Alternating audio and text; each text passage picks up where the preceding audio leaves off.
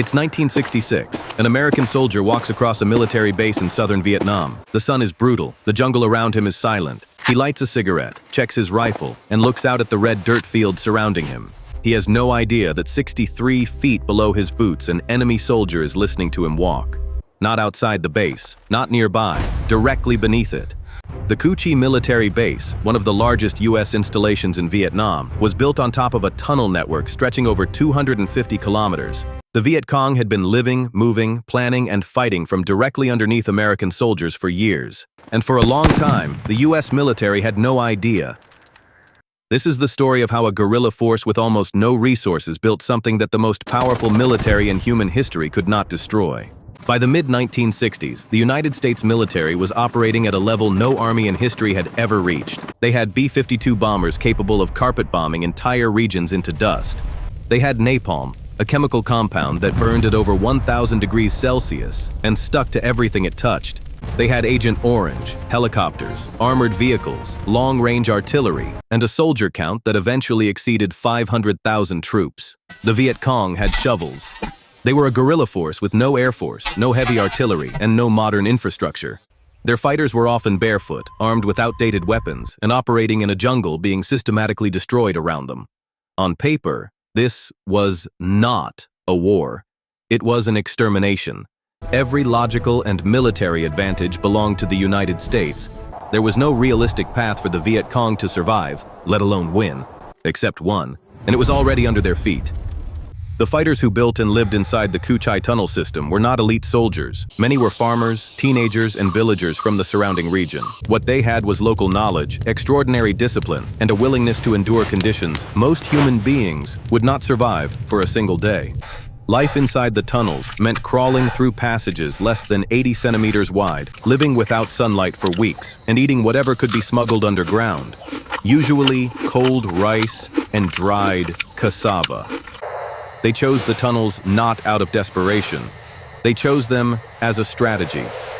The Cu Chi tunnel network had been under development since the late 1940s, originally built during the resistance against French colonial forces. By the time U.S. troops arrived, the Viet Cong had spent nearly 2 decades expanding and reinforcing it. At its peak, the network stretched over 250 kilometers, operating on 3 separate underground levels. The deepest sections sat nearly 10 meters below the surface, far enough to survive most conventional bomb strikes. Inside, the tunnels were far more than empty corridors. They contained field hospitals, weapons factories, sleeping quarters, command centers, and kitchens with ventilation systems engineered to disperse smoke so no single plume would reveal an entrance. Entrances were hidden under brush, inside termite mounds, and beneath riverbanks, each just large enough for a slim Vietnamese fighter and far too small for the average American soldier to follow. The system was also booby-trapped at every level. False floors, tripwires, sections that could be sealed and flooded. It was designed not just to shelter, but to eliminate anyone who entered uninvited. Here is where everything changes. The U.S. military's overwhelming power was built on a single foundational assumption: the enemy can be seen. Every American strategy depended on locating a target and destroying it. Search and destroy missions swept through villages. B-52 strikes flattened coordinates. Helicopters hunted movement in open countryside. But the tunnels made the Viet Cong invisible. You cannot bomb a target you cannot find.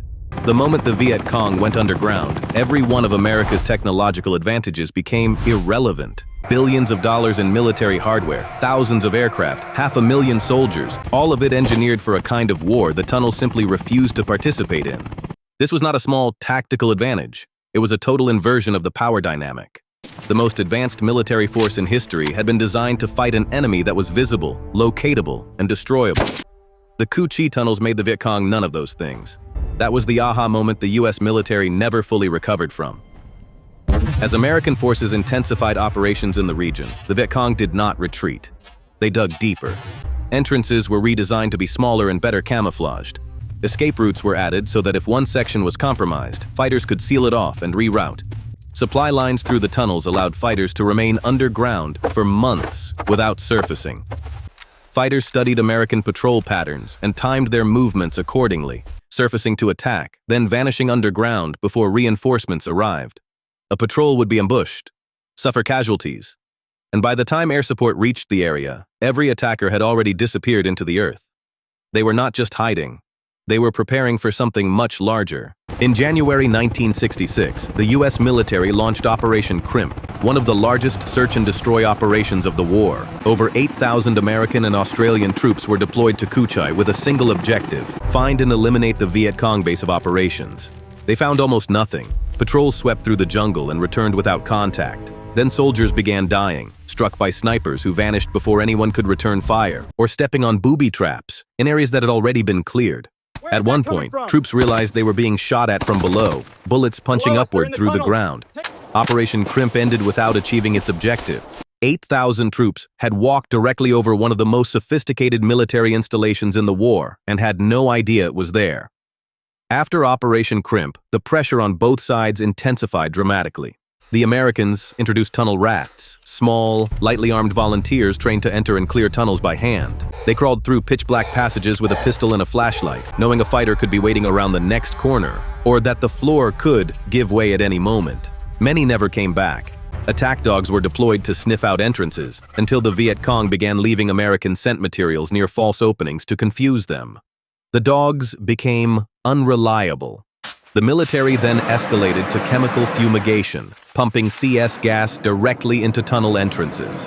The Viet Cong responded with wet cloth filters and sealed doors, countermeasures built into the tunnel design years earlier. Then came the B-52 arc light strikes, carpet bombing runs that turned the Cu Chi landscape into a moonscape of craters. And yet, in the deepest levels, fighters survived. The earth absorbed the blasts. The tunnels held.